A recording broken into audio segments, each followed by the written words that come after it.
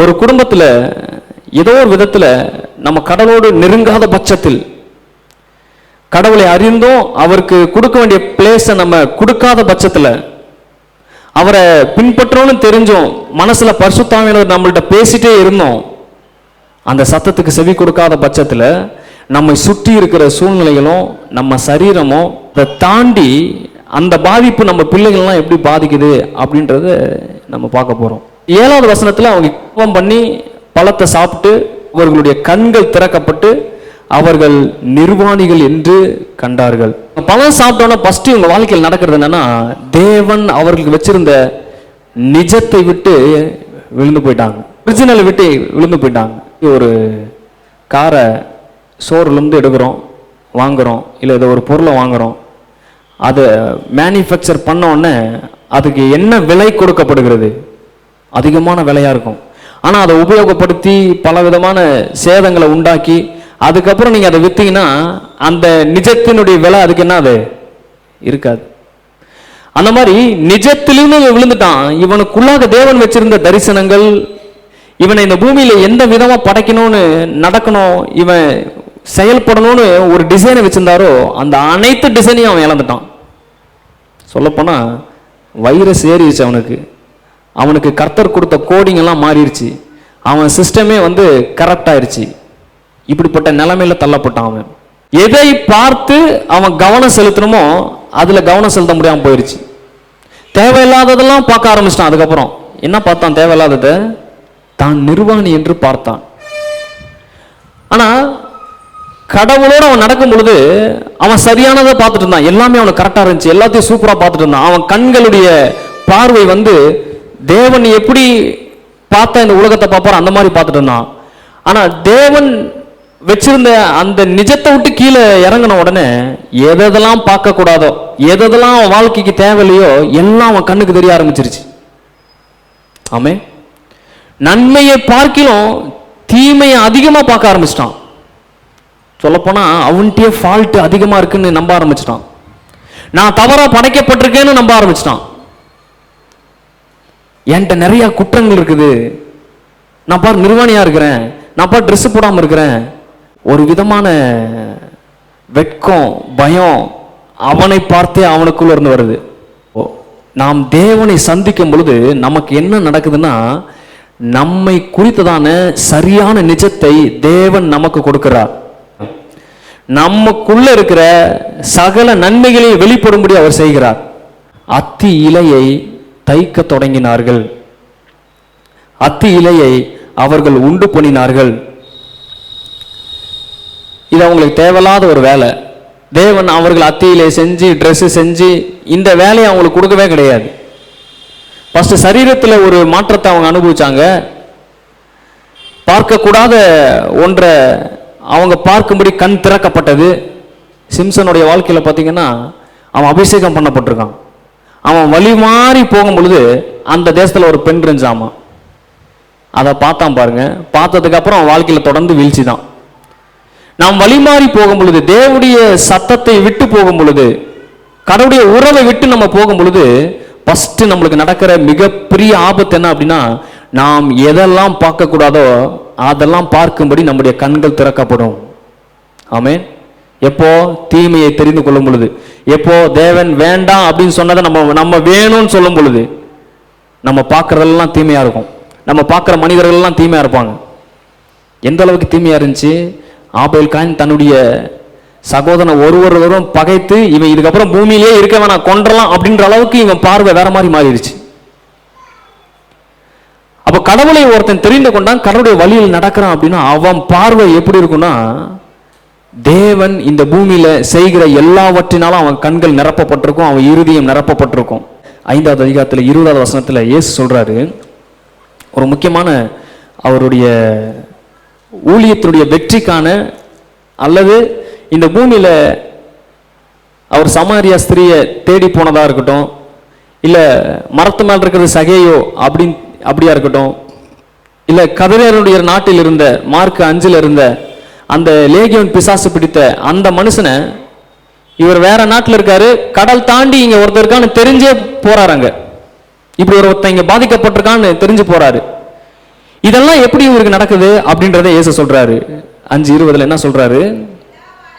பிதாவானவர் குமாரனிடத்தில் அன்பா இருந்து தாம் செய்கிறவைகள் எல்லாம் அவருக்கு என்ன பண்றாராமா?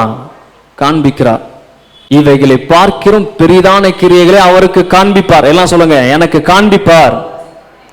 ஏன் காண்பிப்பார்? நான் தேவனுடைய ரத்தத்தை நான் கழுவப்பட்டிருக்கேன், நான் தேவனுக்கு கீழ்ப்படுகிறேன், என் குடும்பம் நோவா குடும்பத்தை போல தேவனை ஆராதிக்கிறது.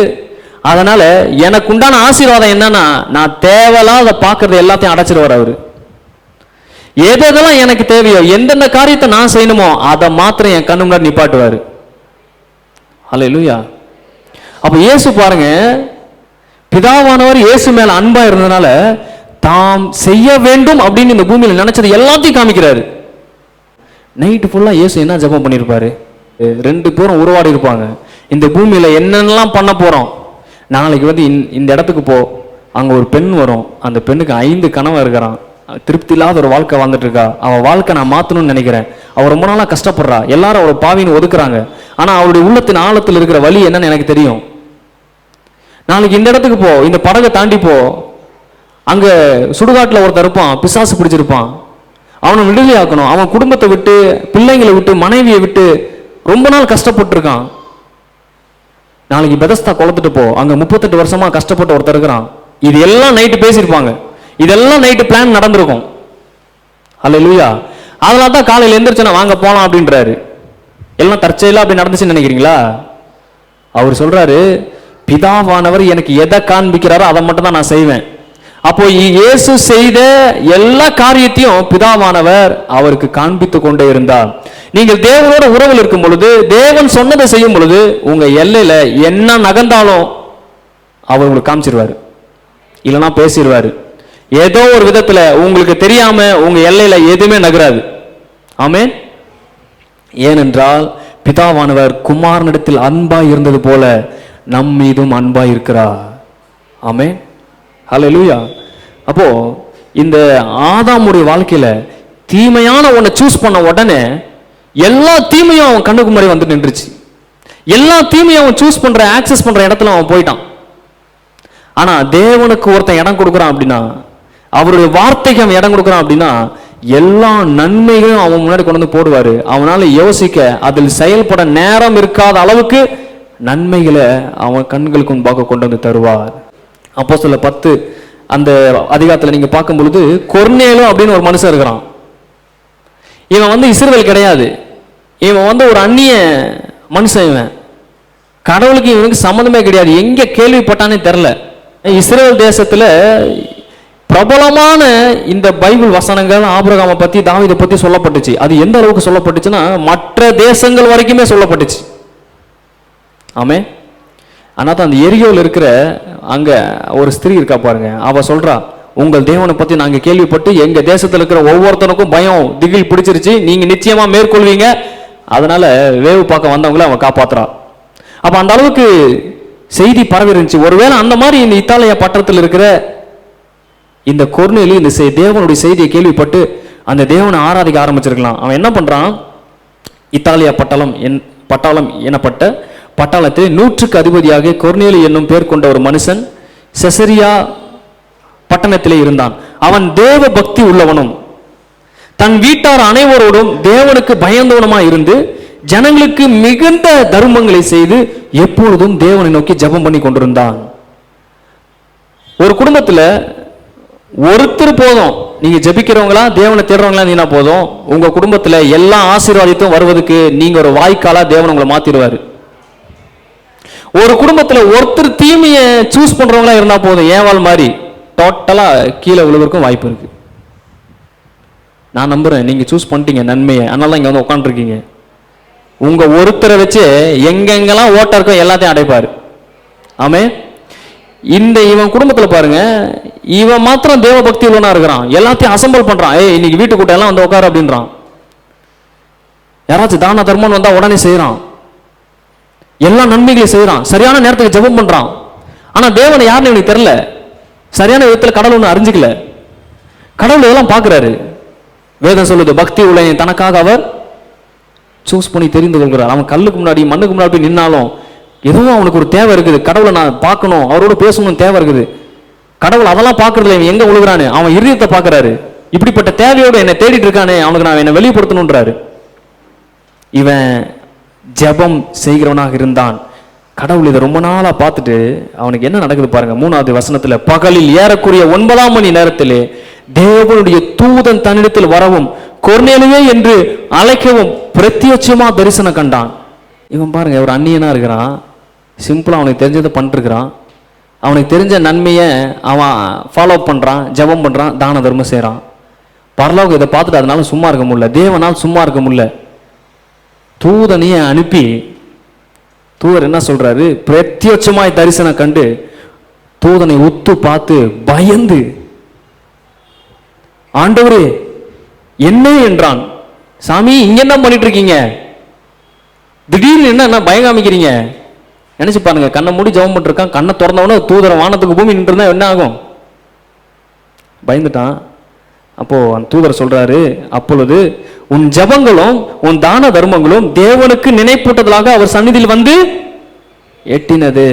நீங்கள் இயேசுவை அறிந்து ரத்தத்தினால் கழுவு போட்டு நீங்க எடுத்து வைக்கிற ஒவ்வொரு பிரயாசத்திற்கும் அவர் சமூகத்தில் போய் எட்டுதாமா, அவர் போய் தட்டுதாமா. இந்த பார் வந்துட்டேன், அவன் நன்மை செஞ்சுட்டான், ஜெபம் பண்ணிட்டான், அவன் நீதி செஞ்சுட்டான், அவனுக்கு ஒரு ரிசல்ட் கொடுங்க, சீக்கிரம் கொடுங்க அப்படின்னு அவர் சிங்காசனத்தை போய் தட்டுதாமா.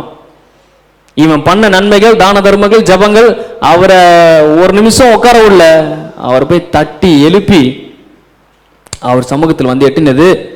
இதெல்லாம் தூதன்ட்ட சொல்றாரு, இந்த மாதிரிலாம் நடந்துச்சு, நீ ஜெபம் பண்ண, எல்லாம் எனக்கு தெரியும், அதனால உனக்கு நான் என்னை வெளிப்படுத்துறதுக்காக வந்திருக்கிறேன். இப்பொழுது நீ யோப்பா பட்டணத்துக்கு மனுஷரை அனுப்பி, இவ்வளவு சொன்னவரு அப்படியே யார் இயேசு கிறிஸ்துன்னு சொல்லிட்டு போக வேண்டியது தானே? இவ்வளவு சொன்னவரு யார் கடவுள்னு சொல்லிட்டு போக வேண்டியது தானே?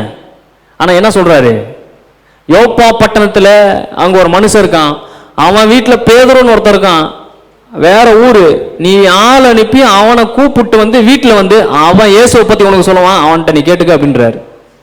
மனுஷர்களை எப்படி முக்கியத்துவப்படுத்துறாரு பாருங்க, ஊழியர்களை எப்படி முக்கியத்துவப்படுத்துறாரு தேவன். தூதர்களுக்கே அவரை பற்றி சொல்வதற்கு அனுமதியே கிடையாது. என்ன அனுமதி தூதர்களுக்கு? இந்த பட்டணத்துல, இந்த தெருவுல, இந்த வீட்டுல, இந்த கடல் ஓரத்துல பேதுருன்னு ஒருத்தர் இருக்கான், அவனை போய் நீ கூப்பிட்டு வா. ஆமே. சில நேரத்தில் நம்ம என்ன நினைக்கிறோம்னா, எனக்கு வந்து பேதுரும் தேவையில்ல, யாரும் தேவையில்ல, நான் டைரக்டா கடவுள்கிட்ட பேசிட்டு இருக்கேன், தூதனே இறங்கி வந்திருக்கான் என் ஜபத்துக்கு, அப்புறம் எனக்கு பேதுரு யாரு, நீ என்ன மேட்டரை சொல்லிட்டு போயிரு அப்படின்னு நம்ம நிறைய நேரத்தில் கேட்போம். ஆனால் அப்படி இல்லை பாருங்க, ஒவ்வொரு மனிதனுடைய உதவிகளும் நமக்கு நிச்சயம் தேவை. ஆமே. நேற்று நைட்டு ஒரு பாஸ்டர் என்கிட்ட பேசிட்டு இருந்தார், வீடு காலி பண்ணோம், வாடகை சென்னையில் வீடு காலி பண்ணிட்டு இருக்கேன், இப்போது வீடை கண்டுபிடிக்கிறது ரொம்ப கஷ்டப்பட்டேன். இடையில ஒரு புரோக்கர் வந்தான், நான் வீடு பிடிச்சி தரேன்னு சொன்னான், நான் வேணான்னு சொல்லிட்டேன். ஏன்னா அவன் 5000 ரூபா கேட்டான், அதுக்கு நான் 1 மாதம் வாடகை கொடுத்துட்டு போயிருன்னு சொல்லிட்டு வேணான்ட்டேன். அங்கங்கே தேடுறேன், நாய் மாதிரி தெருவா அலைஞ்சேன், ஒரு வீடு கூட கிடைக்கல. ஒரே ஒரு வீடு கிடைச்சிச்சு. அந்த வீட்டில் போய் வெளியே ஃபோன் நம்பர் போட்டு வச்சுருந்தாங்க, ஃபோன் பண்ணால் எந்த புரோக்கரை வேண்டான்னு சொன்னால் அவன் ஃபோனுக்கு போயிடுச்சு. அப்புறம் என்னால் பொய் சொல்ல முடியல, அண்ணே இந்த மாதிரி நான் தான் வீடு தேடிட்டு இருக்கேன் அப்படின்னா, அவர் வீடா இருக்குப்பா நான் சொல்கிறேன் அப்படின்னு சொல்லி ஒரு வீடை சொன்னார், உடனே அமைஞ்சிருச்சு. அப்போ நான் நினச்சேன், இந்த காசை ஏன் வேஸ்ட்டாக அவர் கொடுக்கணும்னு நினச்சேன். நம்ம கொடுக்குற எந்த காசுமே யாருக்கும் வேஸ்ட்டு கிடையாது, அவனுக்கு அது தேவை. அவனுக்கு அதை கொடுக்காம இவ்வளோ கஞ்ச பிசுனையாராக இருந்திருக்கேன்னு இப்போ தான் எனக்கே தெரியுது அப்படின்னு சொன்னார். அப்போ எந்த மனிதனையும் நம்ம புறக்கணிக்க முடியாது பாருங்க, எல்லாத்துக்கும் ஒரு வேலையை வச்சிருக்கிறாரு. அவங்களுக்கு சில வேலையை வச்சிருக்காரு, அவனுக்கு கொடுக்காம எல்லா வேலையும் நம்ம பார்க்கணும்னு நினைக்கும் பொழுது ஃபால்ட்டில் பிரச்சனையில மாட்டிக்கிறோம். ஆமென். மனுஷரை ஏற்றுக்கணும், வந்த தூதனை நீங்க ஏற்றுக்கலாம், ஆனால் சாதாரண மனுஷனை உன்னால ஏற்றுக்க முடியாது. அப்போ இந்த குடும்பம், கொர்நேலியு குடும்பம் தேவனை பின்பற்றினார்கள், தேவனை சூஸ் பண்ணாங்க, ஜெபம் பண்ணார்கள், தான தர்மம் பண்ணார்கள். அவர்களுக்குள்ளாக பரலோகம் நன்மைகளை கொண்டு வரும்படி பிளான் பண்ணுச்சு. பரலோகம் அந்த குடும்பத்தை ஆசீர்வதிக்க திட்டம் போட்டுருச்சு. அதை யாருனாலையும் தடுக்க முடியல. தேவனை தம்முடைய தூதனை அனுப்பினார். அவனுடைய ஹார்ட் பாருங்க, அதை பார்த்து நான் ரொம்ப ஆச்சரியப்பட்டேன். அவனுடைய ரியாக்ஷன், அவன் பெரிய ஒரு அதிபதியா இருக்கிறான், ஒரு கவர்மெண்ட்ல பெரிய பொசிஷன்ல இருக்கிறான், ஆனாலும் ஜெபம் பண்றான். அவன் தூதன் வந்து சொல்லி முடிச்சு பேதுரெல்லாம் வந்து அவன் வீட்டுக்கு வரும்போது எல்லாத்தையும் கூப்பிட்டு வச்சிருந்தான். நம்ம சொந்தக்காரர்கிட்டலாம் கூப்பிட்டு வச்சு ஏதோ திருவிழா மாதிரி பண்ணி வச்சிருக்கான் அவன். அங்க நிறைய காரியம் நடக்குது. பரிசுத்த ஆவியானவர் பேதுரு பேசிட்டு இருக்கும்போது, இயேசுவை பத்தி சொல்லிட்டு இருக்கும்போது ஆவியானவர் அப்படியே இறங்கி நிரப்ப ஆரம்பிச்சிட்டாரு. எப்படி அப்போஸ்தலர் 2 பேதுரு சீசர்களை ஆவியானவர் நிரப்புனாரோ அதே போல அதே மாதிரி இவன் பேசும் பொழுதே இந்த கொர்நேலியுவை தம்முடைய ஆவியால் நிரப்ப ஆரம்பிச்சிட்டாரு. தேவன் அதை திட்டம் பண்றாரு, பிளான் பண்றாரு. பேதுரு யாருங்க? சாதாரண மனுஷன், மீன் பிடிக்கிறவன். இவன் யாருன்னே தெரியாது. கொர்நேலுக்கு வந்து பேதுரு யாருன்னே தெரியாது. கடவுள் சொன்னதுனால கூப்பிட்டு வந்துட்டான். இவன் பேதுரு உள்ள வரும் பொழுது அவனுக்கு எதிர்கொண்டு போய் அவன் பாதத்திலே விழுந்து அவனை பணிந்து கொண்டான். ஆமென். எப்படிப்பட்ட ஹார்ட் பாத்தீங்களா? இவன் இப்படி ஏற்றுக்கொள்ளனா இருக்கிறனால தான் இவனால ஜெபம் பண்ண முடிஞ்சுச்சு.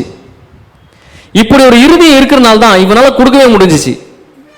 இப்படி ஒரு இருதயம் இவனுக்கு இருக்குன்னு தெரிஞ்சுதான் தேவன் தம்முடைய தூதனை அனுப்பினார். ஆமென். எல்லாத்துக்கும் பாத்திரவானா இருக்கிறான் அவன். யாராச்சும் போய் பாஸ்ட் வரும்போது எப்போ காலில் வந்திருக்கீங்களா? யாரும் அப்படி பண்ணதில்லை பாருங்க. ஆனா இந்த கவர்மெண்ட் அதிகாரி அப்படி பண்ணியிருக்கான். இதை பார்த்து தேவன் அவன் குடும்பத்தை ஆசீர்வதிக்கிறாரு, அவன் பிள்ளைகளை ஆசீர்வதிக்கிறாரு. அவன் நிமித்தம் அந்த பட்டணமே ஆசீர்வதிக்கப்பட்டிருக்கும் நான் நினைக்கிறேன். ஹல்லேலூயா. ஆதாம் இதை இழந்து விட்டான். ஆதாம் எப்ப வேண்டாலும் தேவதூதரை பார்க்கலாம், அப்படி ஒரு ஆக்சஸ் இருந்துச்சு அவனுக்கு. எப்ப வேண்டுமானாலும் தேவனை சந்திக்கலாம், அப்படி ஒரு ஆக்சஸ் இருந்துச்சு. இப்போ தீமைக்கு இடம் கொடுத்ததுனால அவன் எப்ப வேணாலும் தீமையை சந்திக்கும்படி சமயமும் நேரமும் வந்துருச்சு. எப்ப வேணாலும் அவனுக்கு ஹார்ட் பிபி மேல போலாம், இறங்கலாம், கொலஸ்ட்ரால் எப்படி என்ன வேணா ஆகலாம். நன்மைக்கு இப்ப பாத்திரனா இருந்தவன் தீமைக்கு பாத்திரனா மாறிட்டான். ஏன்? தவறானது சூஸ் பண்ணிட்டான்.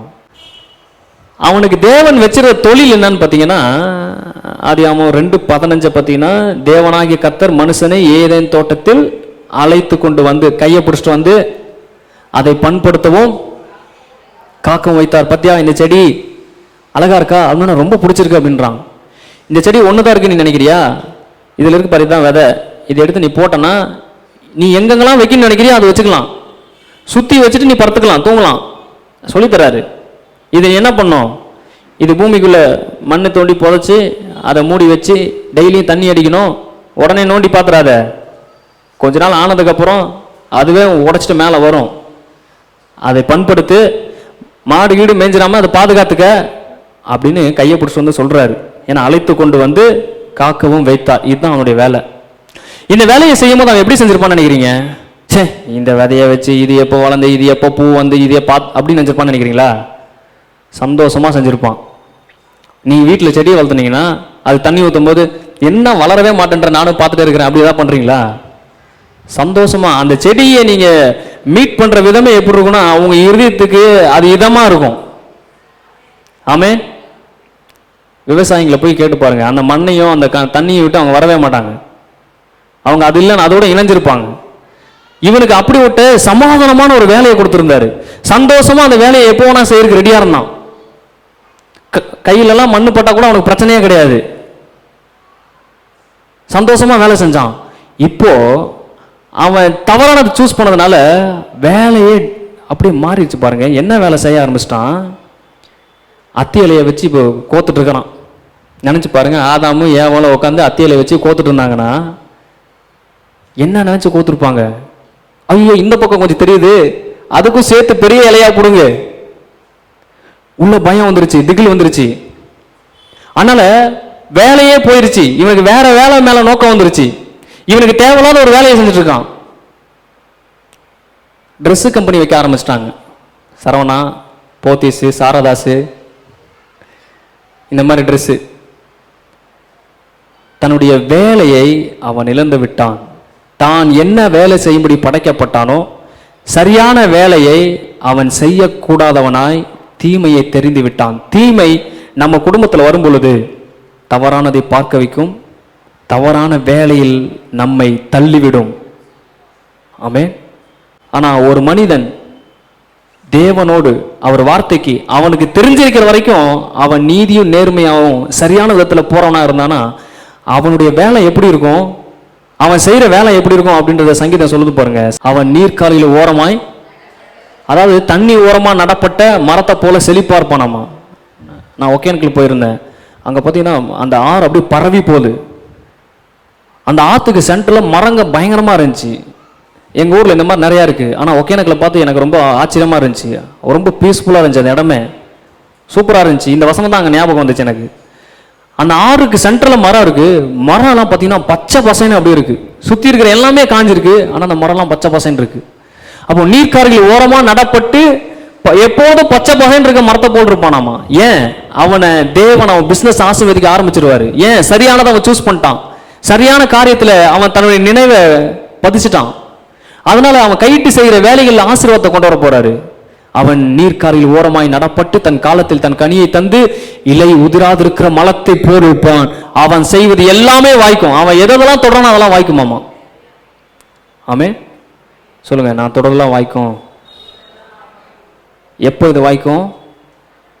நீங்க சரியான நபரோடு இணைந்திருக்கும் பொழுது.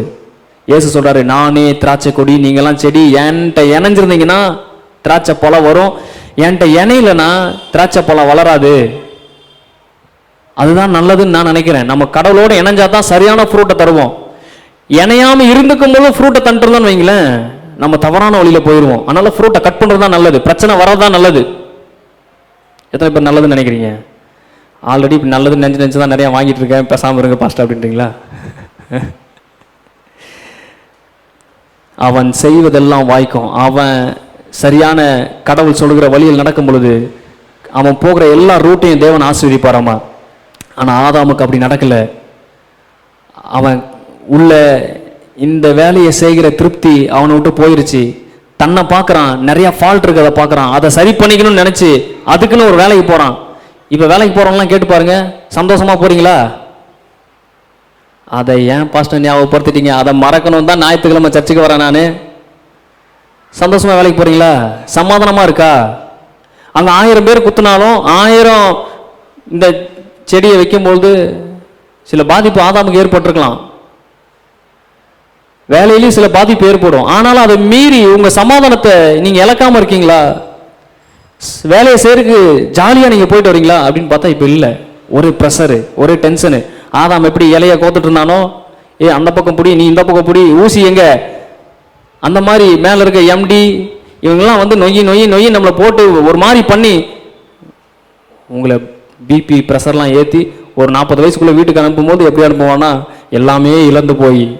அடுத்ததாக ஆதாம் இவன் செய்த தீமை நிமித்தம் என்ன உள்ள வந்துச்சு, எதிர வீழ்ச்சி அடைந்தான்னு பார்த்தீங்கன்னா 16வது வசனத்தில் சரீரத்தில் சில மாற்றங்கள். சரீரத்தில் எந்த விதமான மாற்றம்? அவர் ஸ்திரியை பார்த்து சொல்றாரு, நீ கர்ப்பவதியாக இருக்கும்போது உன் வேதனையை மிகவும் பெருக பண்ணுவேன். நீ வேதனையோடு பிள்ளை பெறுவாய். உன் ஆசை உன் புருஷனை பற்றி இருக்கும். அப்போ இந்த சரீரத்தில் ஒரு விதமான பலவீன உனக்கு வரும். உன் சரீரத்தில் ஒரு மாற்றத்தை நீ பார்ப்ப. அப்போ தேவன் பெண்களை படைக்கும் போது அந்த பிள்ளைய சமாதானமா பெற்றெடுக்கக்கூடிய வகையில தான் படைச்சிருக்கிறார். அப்போ இது ஒரு விதமான சாபம் பாருங்க. அதிகமான வலியை, உயிர் போகிற அளவுக்கு ஒரு வலியை நம்ம அனுபவிச்சு ஒரு நன்மையை நீ கொண்டு வர்றதுக்கு, ஒரு குழந்தைய பார்க்கறதுக்கு நீ பிரயாசப்படுவ அப்படின்றாரு. உங்க குடும்பங்கள்ல உங்க பிள்ளைங்களுக்கு இப்படிப்பட்ட சாபத்திலிருந்து அவங்க விடுதலையாக்கப்படுவாங்க. அவன் வலியே இல்லாமல் இருப்பார்கள். ஹல்லேலூயா. அப்போ இவங்க சரீரத்தில் ஒரு விதமான மாற்றம் வந்துருச்சு. கடவுள் படைச்ச மாதிரி இவங்க சரீரம் இல்லை, இவங்க சரீரத்தில் வேற விதமாக மாற்றம் வந்துருச்சு. ஆதியாகமம் 19வது வசனத்தை பார்க்கும்போது, நீ பூமியிலிருந்து எடுக்கப்பட்டபடியால் நீ பூமிக்கு திரும்ப மட்டும் உன் முகத்தின் வேர்வினால் ஆகாரம் புசிப்பாய். இங்க ஒரு வார்த்தை சொல்லப்படுது, உனக்கு வேர்வை வந்துட்டே இருக்கும். வேர்வை ஏன் வருது? இது வரைக்கும் ஆதாமுக்கு வேர்வை வரல, இப்போ ஏன் வேர்வை வருது அப்படின்னா, பிளட்டோட சர்க்குலேஷன் வந்து அப்படியே ஜாஸ்தி ஆகிட்டே இருக்கும். உன் உள்ளத்துக்குள்ள ஓடுற எண்ணெல்லாம் தாறுமாறாக இருக்கும். நீ நினைக்கிறதெல்லாம் அப்படி இருக்கனால பிளட் சர்க்குலேஷன் ஜாஸ்தியாக இருக்கும். ரெண்டாவது, உன்னுடைய சூழ்நிலையே மாறிடும். உன் நிமித்தம் இந்த பூமி சபிக்கப்பட்டிருக்கும். வானம் பூமி சகலமும் உனக்கு ஆப்போசிட்டாக நிற்கிற மாதிரி நீ ஃபீல் பண்ணுவ. அதனால உன் பாடியில் இந்த மாதிரி மாற்றத்தெல்லாம் நீ பார்ப்ப. எமோஷனல்லாம் வேற மாதிரி இருக்கும். அதனால உனக்கு வேர்வை வந்துட்டே இருக்கும். சொல்லுங்க, என் சரீரத்தில் தேவனுடைய வார்த்தை இருக்கிறது. நான் கேள்விப்படுற எந்த தீமையும் என்னை அணுகாது.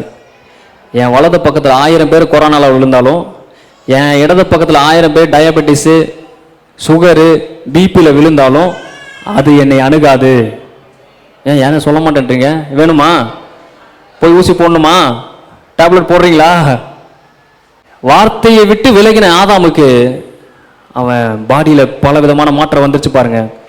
மோசையை குறித்து வேதத்தில் எழுதப்பட்டிருக்கு. உபாகமம் 34:7 வீட்டில் போய் வாசிச்சு பாருங்க. மோசையோட வயசு 120 வயசு. 120 வயசு நல்லா தான் இருக்கிறான். காட் சொல்றாரு, உன் ஓட்டம் முடிஞ்சு, நீ இதுக்கப்புறம் மலைக்கு வந்துரு, அங்கே நம்ம மீட் பண்ணிட்டு அப்படியே பரலத்துக்கு போயிடலாம், செத்துரு அப்படின்றாரு. அவன் சாகும்போது அவன் கண்ணு இருளடையவே இல்லையாமா, நல்லா பிரகாசமா இருந்துச்சாமா. அவன் காலில் வீக்கமே இல்லையாமா. ஏன்னா கடவுளுடைய வார்த்தை அத்தனையும் அவனுக்குள்ள இருக்கு பாருங்க. இந்த வேதத்தில் 5 புத்தகத்தையும் அவன் உட்காந்து எழுதி இருக்கிறான் அப்படின்னா அந்த அத்தனை வார்த்தையும் உள்ள இருக்குது. வார்த்தையில நடக்கிறவர்கள், தேவனோடு சஞ்சரிக்கிறவர்கள், தனக்கு தெரிந்த காரியத்தில் உண்மையா இருக்கிறவர்கள், சரீரத்தில் முடிந்த அளவு நீங்க ப்ராப்ளத்தை பார்க்க மாட்டீங்க. ஹல்லேலூயா. எல்லா ப்ராப்ளமும் உங்களுக்கு கீழே அடங்கிதான் இருக்கும். இந்த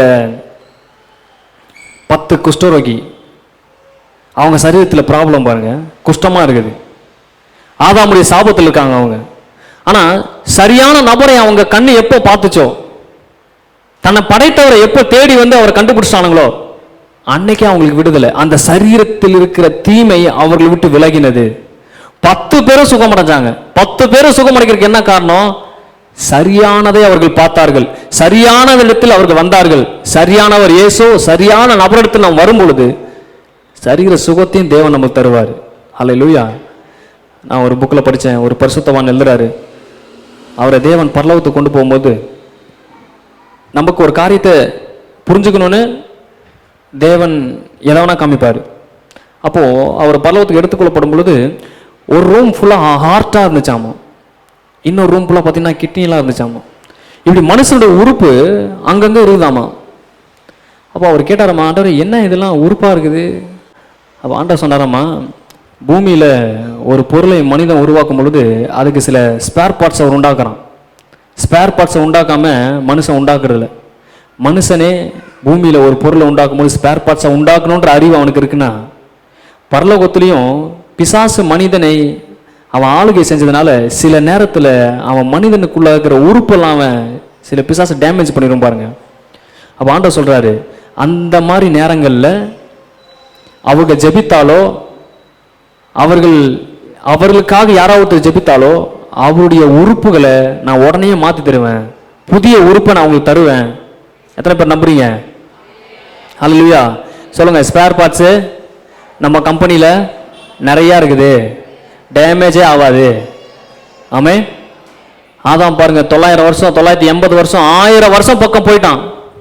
ஆதாம் மெத்துசாலாம் 1000 வருஷமா ஆட்டு லப்பு டப்பு லப்பு டப்பு லப்பு டப்புன்னு அடிக்குது. நம்மளுக்கு இப்போ 30 வயசு தாண்டும் போது என்ன சொல்லுது? லப்பு, அப்படியே மெதுவா டப்பு. அப்படி இல்லைன்னா நாய் மாதிரி லப்பு டப்பு லப்பு டப்பு அப்படி பண்ணுது, சீராவே இருக்க மாட்டேங்குது. அவர் சொல்றாரு, உனக்கு லப்பு டப்பு அடிச்சாலும் சரி, லப்பு டப்புன்னு அடிச்சாலும் சரி, ஸ்பேர் பார்ட்ஸு ரெடியா இருக்கு, பயப்படாம வேலை செய். ஆனா பிரச்சனை என்னன்னா, நம்ம கேட்கணும், என் உறுப்பெல்லாம் ஆசிர்வதிங்க ஆண்டவரே அப்படின்னு. நம்ம தான் ஜெபமே பண்றது இல்லையே, அப்புறம் கேட்க முடியும்? ஹல்லேலூயா. அப்போ சரியான நபரை நாம் சந்திக்கும் பொழுது, சரியான நபரை நம்ம பார்க்கும் பொழுது நம் சரீரத்தில் பல சுகங்களை நாம் அனுபவிக்கிறோம். இதுதான் நிஜம், இதுதான் உண்மை. அடுத்ததாக அவன் வாழ்க்கையில என்ன பிரவேசித்தது? 3:17-18 நம்ம பார்த்தோம் அப்படின்னா, அவன் வசிக்கக்கூடிய இடம் அப்படியே அவனுக்கு எகென்ஸ்டா மாறிடுச்சு. அவன் தீமையை சூஸ் பண்ணதுனால. பிசாஸ்ட எவ்வளவு தீமை இருக்கு, அது எப்படி பூமியில கொட்டி வச்சிருக்கான் பாருங்க. நம்ம ஒன்று புரிஞ்சுக்கணும், இவன் தீமைக்கு என்ட்ரு கொடுத்த உடனே, அதுக்கு ஓகே சொன்ன உடனே அனைத்து தீமையும் உனக்குள்ள வந்துருச்சு. 17 என்ன நடக்குது? பின்பு ஆதாமை அவர் நோக்கி, நீ உன் மனைவிக்கு செவி கொடுத்து புசிக்க வேண்டாம் என்று நான் உனக்கு விலக்கின விருட்சத்தின் கனியை புசித்தபடினால் பூமி உன் நிமித்தம் சபிக்கப்பட்டிருக்கும், நீ உயிரோடு இருக்கும் நாளெல்லாம் வருத்தத்தோடு அப்பம் புசிப்பாய். பூமியில என்ன சொல்றாரு? மரம், செடி, கொடி, ஆகாயம், மழை, காத்து, இயற்கை சூழ்நிலைகள், நிலநடுக்கங்கள், சுனாமிகள் எல்லாத்தையும் சேர்த்து சொல்றாரு. இது வரைக்கும் இந்த பூமி உனக்கு கீழே இருந்துச்சு, பூமியோ மனுபுத்திரருக்கு கொடுத்தேன். இந்த பூமி உன்னை பார்த்து பயந்து வேலை செஞ்சுட்டு இருந்துச்சு. உன் மேல என் சாயல் இருக்கனால பூமி உன்னை ஹானர் பண்ணுச்சு. இப்ப நீ தீமையின் சாயலை எடுத்ததுனால நீ எப்போ வந்தாலும் உனக்கு விரோதமா செயல்படும். சூரியன் இதுக்கப்புறம் டெம்பரேச்சர் ஜாஸ்தி ஆகும். நைட்ல எப்போதும் நிலாவை பார்த்து தூங்குனேன், இப்ப அப்படிலாம் தூங்க முடியாது. நைட்ல பனியோட ஆக்ரோஷம் ஜாஸ்தியா இருக்கும். சூழ்நிலை மாற்றம் ரொம்ப இருக்கும். சூழ்நிலை மாறுறதுனால உன் அட்மாஸ்பியரே மாறுறதுனால மரம் செடி கொடிலாம் சரியா வளராது. உன்னை நீ வளர வைக்கணும் அப்படின்னா ஃபர்ஸ்ட் நான் உன்னை கையை பிடிச்சி கூட்டு வந்து வளர வச்சதுக்கும் இதுக்கப்புறம் வளர வைக்கிறதுக்கும் நிறைய டிஃபரெண்ட் பாப்பா நீ. ஆமே, இதெல்லாம் நடக்குது பாருங்க. அவன் அட்மாஸ்பியரே மாறிடுச்சு தீமைக்கு ஆக்சஸ் கொடுத்தனால. அப்படியே இப்படி வந்தீங்கன்னா இயேசுவை நாம் ஏற்றுக்கொண்ட பொழுது, இயேசுவை நம்முடைய சொந்த இரட்சகராக எந்த நாளில் நம்ம ஏற்றுக்கிட்டோமோ, இல்லை கடவுளை நம்ம பின்பற்றும் பொழுது, கடவுளுடைய சந்ததிக்குரியவர்களாக நம்ம மாறும் பொழுது நம்ம வாழ்க்கையில் என்ன நடக்குது? ஈசாக்குடைய வாழ்க்கையில் என்ன நடந்துச்சு? பஞ்சத்தில் போய் விதை விதைக்கிறான். பூமி சொல்லுது, நீ கடவுளுக்கு கீழ்ப்படிஞ்சவனே எனக்கு தெரியும், நீ கடவுளை ஆராதிக்கிறவன்னு எனக்கு தெரியும், அதனால இப்போ நான் உனக்கு தலை வணங்குறேன், ஃபுல் ரெஸ்பான்ஸ் நான் உனக்கு தரேன். ஒரு தேவ மனிதனுக்கு என்ன கொடுக்கணுமோ, கடவுளுக்கு என்ன மரியாதை கொடுக்கணுமோ நான் கொடுக்குறேன். நீ என் மேல விதைச்சனா, நான் பஞ்சமா இருந்தாலும் தண்ணியே இல்லைனாலும் 100 மடங்கு பலன் நான் உனக்கு நான் தரேன். ஆமே, அதை தடுக்கிறதுக்கு யாருனாலும் இங்க முடியாது. ஹல்லேலூயா. ஆதாமுடைய சாபம் எப்பப்பெல்லாம் பிரேக் ஆகுது அப்படின்னா, எப்பப்பெல்லாம் மனிதன் தேவனை சந்திக்க தான் இருதயத்தை லைட்டா ஆயத்தம் படுத்துறானோ அப்பப்பெல்லாம் அவன் சாபத்தை தேவன் பிரேக் பண்றாரு. ஆமே, அதனால்தான் முதல் அற்புதத்தை கல்யாண வீட்டில் செய்யறாரு. அங்க ஒரு சாபத்தை பிரேக் பண்றாரு. குறைவெல்லாம் நான் இருக்கும்போது நடக்கவே நடக்காதுன்றாரு. மனுஷன் செஞ்ச டேஸ்ட்டை விட குறைவு ஏற்படுது, நான் அந்த இடத்துல இருக்கேன்னா நான் கொடுக்குற டேஸ்ட் பயங்கரமா இருக்கும் அப்படின்றாரு. கடைசியாக அவனுடைய உலகம் அவன் தீமைக்கு ஆக்சஸ் கொடுத்ததுனால வேறு என்ன நடக்கிறதுனா, கணவன் மனைவிக்குள்ள தேவன் படைக்கும் பொழுது எப்படி ஒரு உறவை வச்சிருந்தாரோ, உணர்வு பூர்வமான பரிமாற்றத்தை வச்சிருந்தாலோ, அந்த எமோஷனல் எல்லாத்தையும் இழந்துட்டான். ஆதாமே இழந்துட்டான், ஏவாளை இழந்துட்டாங்க. கடவுள் மனைவியை எப்படி படைச்சார்னா, கணவன்கிட்ட எதை வேணாலும் பேசும்படி படைத்தார். எதை பேசினாலும் அவரு ஆமா இதை பண்ணலாம் ஏத்துக்கிற நிலைமையில தான் படைச்சார். அதை வாசிக்கலாம் பாருங்க 17வது வசனத்துல. பின்பு அவர் ஆதாமை நோக்கி, நீ உன் மனைவியின் வார்த்தைக்கு செவி கொடுத்து, எப்படி சொல்றாரு பாருங்க, உன் மனைவியின் வார்த்தைக்கு நீ செவி கொடுத்து, நான் புசிக்க வேணாம்னு சொன்னதை நீ புசிச்சதுனால. அப்ப மனைவி எப்படி படைச்சிருக்காருன்னா, 2 பேரும் சேர்ந்து நலமான முடிவுகளை பேசி மனைவி சொன்ன ஆதாம் கேட்க வேண்டிய நிலைமையில தான் கணவனை படைச்சிருக்கிறாரு. ஆனா இப்போ பிரச்சனை பார்த்தீங்கன்னா, அவர் எங்க சொல்றதை கேட்கவே மாட்டேன்றாரு, எங்க போறாருன்னு தெரியல, எங்க வராருன்னு தெரியல, என்ன பண்றாருன்னே தெரியல, ஒரே பிரச்சனை. என்ன நடக்குதுன்னே தெரியல, என்ன செலவு பண்றாருன்னு தெரியல. 2 பேர்த்துக்கும் உள்ள உறவு என்ன, ஒரே வீட்டில் இருக்காங்கன்னு தான் பேரு. ஆனா ஒரே வீட்டில் 2 பேரும், இந்த அம்மா கிச்சன்ல வாழ்ந்துட்டு இருக்கோம், இந்த இவர் பார்த்தா பெட்ரூம்லயே வாழ்ந்துட்டு இருப்பாரு, பிள்ளைங்க பார்த்தா அவங்க தனியா வேற ஒரு இதுல வாழ்ந்துட்டு இருப்பாங்க. ஆனா ஒரே வீட்டில் ஒரே குடும்பம், ஆளாளுக்கு பிரிஞ்சிருப்பாங்க. அவங்களுக்கு என்ன தேவைன்னு தெரியாது, அவங்களுக்கு என்ன எதுல சந்தோஷப்படுவாங்கன்னு தெரியாது. அவர் பாட்டுக்கு போவாரு, அவர் 8 மணிக்கு வருவாரு, இவங்க பாட்டுக்கு போவாங்க, இவங்க 10 மணிக்கு வருவாங்க, சாப்பிட்டு தூங்கி மறுபடியும் காலையில போயிடுவாங்க. குடும்பத்தில் எமோஷனலான கடவுள் வைத்திருந்த அந்த உறவின் இணைப்பை அவன் தீமைக்கு ஆக்சஸ் கொடுத்தனால இழந்து விட்டான். என்ன நடக்குது? இழந்ததுனால மனைவியை பார்த்து சொல்றாரு, நீ நல்ல காரியத்தை சொல்லி உன் புருஷனை பில்டு பண்ணி கொண்டு வருவேன் தான் உன்னை நான் படைச்சேன். இப்போ நான் செய்ய வேண்டாம் தீமையான காரியத்தை உன் புருஷனுக்குள்ள நீ நுழைச்சதுனால இதுக்கப்புறம் நீ வந்து புருஷன் புருஷன் புருஷனே சுத்திட்டு இருப்ப, உன் ஆசை அவனை பற்றி இருக்கும். இதுக்கு முன்னாடி எப்படி படைச்சிருந்தனா, நார்மலாவே அவன் உன் மேல அன்பா இருப்பான். உனக்கு இப்ப அப்படி இருக்காது. நீ அவனை நோண்டிட்டே இருக்கணும். என்னை பார்க்க மாட்டேன்றாரு, என்னை கண்டுக்க மாட்டேன்றாரு, பேச மாட்டேன்றாரு, புடவை வாங்கி தர மாட்டேன்றாரு, சாப்பிட்டியான்னு கூட கேட்கல. எப்படி கேட்பாரு? அதான் இப்படி பழத்தை கொடுத்து ஏமாத்திட்டிய அப்படி சொல்றாரு. உன் ஆசை அவனை பற்றி இருக்கும். அப்ப முந்தானில முடிக்காம இதெல்லாம் நீ பண்ண வேண்டியதா இருக்கும். 1000 வேலை போடுறதா இருக்கும். இதெல்லாம் நீ பண்ண வேண்டியதா இருக்கும். உன் ஆசை அவனை பற்றி இருக்கும். ஆனா அவன் எப்படி இருப்பான் அப்படின்னா, ஃபர்ஸ்ட் மாதிரி இருக்க மாட்டான். நீ சொல்றதெல்லாம் கேட்க மாட்டான். உன் மேல டவுட் வந்துடும் அவனுக்கு.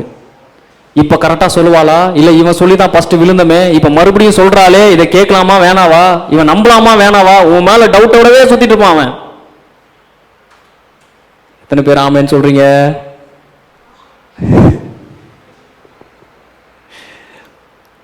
அல்லேலூயா. எல்லா டவுட் ஆவிகளை வெளியேறு. ஆதாம் நிஜமா அப்படி ஆயிட்டான். ஆனா ஆதாம் நான் ரொம்ப பாராட்டுறேன். அவன் இவ்வளவு பிரச்சனை நடந்ததுக்கப்புறம் அடுத்த அதிகாரத்தில் பார்த்தீங்கன்னா அவன் பொண்டாட்டி எங்கேயும் துரத்துனதாவோ இல்லை எங்கேயும் சாபம் விட்டதாவோ 2 பேரும் சேர்ந்து தான் வாழ்றாங்க. ஆனால் ஆதாம் குடும்பத்தை பார்க்கும்போது கொஞ்சம் சந்தோஷமா இருக்கு. ஃபர்ஸ்ட் தப்பு, பெரிய தப்பு பண்றா, ஆனாலும் ஏத்துக்கிறான். அப்பா அம்மா வீட்டுக்கு அனுப்பல, ஒருவேளை இருந்தா அனுப்பியிருப்பானா நான் தெரியல. எந்த பிரச்சனையும் இல்லாம அவங்க வாழ்றாங்க. இவ்வளவு பெரிய தப்பு நடந்தும் பிரச்சனை நடந்தும் சாபம் விடுறாரு. 19ஆம் வசனத்துல சாபம் விடுறாரு. 20ஆவது வசனத்துல ஆதாமுக்கு பேர் வைக்கிறான் பாருங்க. அவன் 19ஆவது வசனத்துல சாபம், நீ மண்ணில் இருக்கிறதுனால மண்ணுக்கே திரும்பு, அங்கேயே சாவு உனக்கு அப்படின்றாரு. 20ஆவது வசனத்துல பார்த்து பாருங்க, 3:20 ஆதாம் தன் மனைவிக்கு ஏவாள் என்று பெயரிட்டான், ஏனெனில் அவள் ஜீவனோடு எல்லாத்துக்கும் தாயானவளாமா. கடவுள் வச்ச அந்த அன்பு பாசம் உடனே பிசாசனால் நிப்பாட்ட முடியல. அவங்களுக்கு கூட அப்படியே வருது. உடனே போட்டுமா பழத்தால் சாப்பிட்டோம், அதெல்லாம் பிரச்சனை ஒன்றும் இல்லை, அவர் பார்த்துப்பாரு, நீ ஜீவனோடு எல்லாத்துக்கும் தாயானவள், ஆனால் உனக்கு ஏவாள்னு பேர் வைக்கிறேன்றான். உணர்வு பூர்வமான பிரிவினை உண்டானது. ஒரு மனிதன் தேவனை தேடும் பொழுது அவன் வாழ்க்கை எப்படி மாறுது அப்படின்னா, அந்த கணவன் மனைவியை அவர் வேறு விதமாய் மாற்றுகிறார். உள்ளான மனிதனால அவனை பிறக்க செய்து, ஆதாம் எதெல்லாம் இழந்தானோ, எந்த கனெக்ஷன்லாம் கட்டாச்சோ எல்லா கனெக்ஷனையும் ரீவயரிங் பண்றாரு, மறுபடியும் கனெக்ஷனை சரி பண்றாரு. ஹல்லேலூயா. மறுபடியும் எல்லா கனெக்ஷனும் புதுசா கொடுத்து, இப்போ எலக்ட்ரிக்கல் பாருங்க இருக்குது, ரொம்ப நாளுக்கு முன்னாடி போட்டது. இப்போ அடுத்தது நம்ம எலக்ட்ரிக்கல் ஒர்க் பண்ணணும்னா இப்போ என்ன டெக்னாலஜியில் பண்றாங்களோ அதை மாதிரி நம்ம பண்ணலாம். இப்போ காட் சொல்றாரு, ஆதாம படைக்கும் போது ஒரு பிளானோட படைச்சேன், தப்பு பண்ணிட்டான், 2000 வருஷம் ஆச்சு, ரத்தம் சிந்தப்பட்டுருச்சு, இப்போ ஒரு குடும்பம் என்கிட்ட வந்துச்சுன்னா இப்போ என்ன அப்டேட்ல இருக்கிறாங்களோ அந்த மாதிரி அந்த குடும்பத்தை நான் மாத்துவேன் அப்படின்றாரு. ஆண்டு கொள்வார் புருஷன் ஸ்திரீ ஆண்டு கொள்வான். ஆண்டு கொள்வான் அப்படின்னா, இதுக்கு முன்னாடி கடவுள் ஆண்டு கொள்வான்றது எங்க சொன்னார்னா, மிருகங்களையும் ஆகாயத்து பறவைகளையும் நீங்கள் ஆண்டு கொள்வீர்கள். அந்த இடத்துல கொண்டு வந்து பெண்ணை வச்சுட்டாரு. இதுக்கப்புறம் நீ எடுக்கிற முடிவுகளுக்கு பர்மிஷன் நீயா எடுக்க முடியாது. தீமைக்கு நீ ஆக்சஸ் கொடுத்துட்ட, நீ உன்னுடைய பலமான அந்த சிந்தனையை பலவீனப்படுத்திட்ட. அதனால உன்னை அவன் ட்ரீட் பண்ற விதம் எப்படி இருக்குன்னா, உன்னை கட்டாயப்படுத்தி கடினப்படுத்தி ஒரு மாதிரி நீ ஜெயிலில் இருக்கிற மாதிரி தான் உனக்கு தோணும். உன் வாழ்க்கை அப்படிதான் இருக்கும். அவர் ஒன்று சொன்னார்னா நீ எதை சொன்னாலும் ஏற்றுக்க மாட்டாரு. அவரு என்ன நினைக்கிறாரோ அதை பாட்டுக்கு பண்ணிட்டு போயிட்டே இருப்பாரு. உன்னை ஆண்டு கொள்வான். உன்னை சிறைப்படுத்தணும் தான் அவனுடைய நினைப்பு இருக்கும். இவளை எப்படியாச்சும் நம்ம வழியில நம்ம நடத்தலைன்னா இவ நம்மளை மீறி ஏதாவது தப்பு பண்ணி போயிடுவா அப்படின்ற மாதிரி என்னெல்லாம் வரும் அவனுக்கு. அப்படி சொல்றாரு. ஆனா தேவனை சந்தித்த குடும்பம், அந்த குடும்பத்துடைய கணவன் மனைவி பிள்ளைகளுடைய உறவு எப்படி இருக்கும், அவங்க எமோஷனல்லாம் எப்படி இருக்கும், எல்லாம் ஒரே ராஜ்யத்துக்காக வேலை செய்வாங்க, எல்லாம் ஒரே நோக்கத்துக்காக வேலை செய்வாங்க. நோவாவுடைய குடும்பத்தை பாருங்க. நோவாவுக்கு தேவனுடைய கண்களில் கிருபை கிடைத்தது. நோவா தேவனுடைய வார்த்தையின்படி வாழ்ந்தான். நோவாவுடைய மனைவி, பிள்ளைகள், மருமகள்கள் எல்லாம் ஒரே நோக்கத்துக்காக செயல்படுறாங்க. நினைச்சு பாருங்க. 120 வருஷம் நோவா நீதியை பிரசங்கித்தானாமா. என்னன்னு சொன்னா, மழை வரப்போது, தேவன் அழிக்க போறாரு, எல்லாம் போட் செய்யலாம் வாங்க, தேவனுடைய கோபம் இருக்குது, பாவம் செய்யாதீங்க, 120 வருஷமா சொல்றான், யாரும் கேட்கல. ஆனா அவன் குடும்பமும் அவன் சொன்னதை கேட்டு, அவன் மருமகளும் கேட்டு, அவன் பிள்ளைகளும் கேட்டு ஒரே காரியத்தை செஞ்சு, மரத்தை வெட்டி போட்டை செஞ்சு 120 வருஷம் கழிச்சு தேவன் சொன்னதை நடக்குது பாருங்க. அப்போ ஒரே விதமா செயல்படுறாங்க. காரணம் என்னன்னா, தேவன் அவனை நீதிமானா பார்க்கிறாரு. நீதிமான்னா அவன் தேவனுக்கு கீழ்ப்படிவனா இருக்கிறான். கடவுளுடைய சத்தத்துக்கு ஏதோ ஒரு விதத்துல தன்னால முடிஞ்ச விதத்துல அவன் செவி கொடுக்குறான். ஹல்லேலூயா. நான் உங்களுக்கு சொல்றேன், நீங்க உங்க குடும்பத்துல யாரோ ஒருத்தர் நோவா மாதிரி தேவனுக்கு பிரியமானதை நீங்க செஞ்சுட்டே இருக்கும் பொழுது உங்க குடும்பம் முழுவதையும் நீங்க ஆதாயப்படுத்திக் கொள்ளலாம்.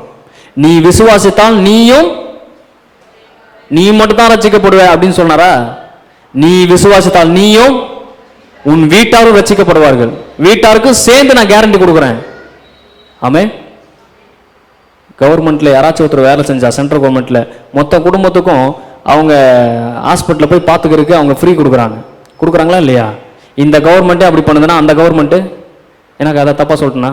இல்லை நர்ஸு தலையாட்டில், டாக்டர் தலையாட்டலன்னா பயமாக தான் இருக்குது அவங்க டிபார்ட்மெண்ட்டில். அப்போ இந்த கவர்மெண்ட்டை எப்படி பண்ணுறாங்க பாருங்க. தான்கிட்ட வேலை செஞ்ச ஒருத்தன் அவன் குடும்பத்துக்கு என்ன ப்ராப்ளம் வந்தாலும் நான் பார்த்துக்கிறேன், எவ்வளோ வேணால் மருத்துவ செலவு பாருங்க அப்படின்னு அவன் சொல்கிறான். அப்படின்னா பரலோக கவர்மெண்ட் பாருங்க, உன் குடும்பத்தில் ஒருத்தர் நன்மை செஞ்சா போதும், ஒருத்தர் என்ன தேடினா போதும், ஒருத்தர் ஜீவனை தெரிந்து கொண்டா போதும், ஒருத்தர் என் வசனத்தை கேட்க சர்ச்சை கொண்டா போதும், அவனை வச்சு எங்கெங்கெல்லாம் போக முடியுமோ அங்கெல்லாம் நான் போயிடுவேன் அப்படின்றாரு. அல்லேலூயா. உங்க முழு குடும்பத்துக்கும் ஒரு கேரண்டி இருக்கு, அவங்க ரட்சிக்கப்படுறதுக்கான நல்ல வாய்ப்பு இருக்கு. சரியான விசுவாசத்தோடு நீங்க உள்ள ஸ்ட்ராங்கா இருக்கும் பொழுது, ஜெபிக்கும் பொழுது நிச்சயமா அது நடக்கும். அல்லேலூயா.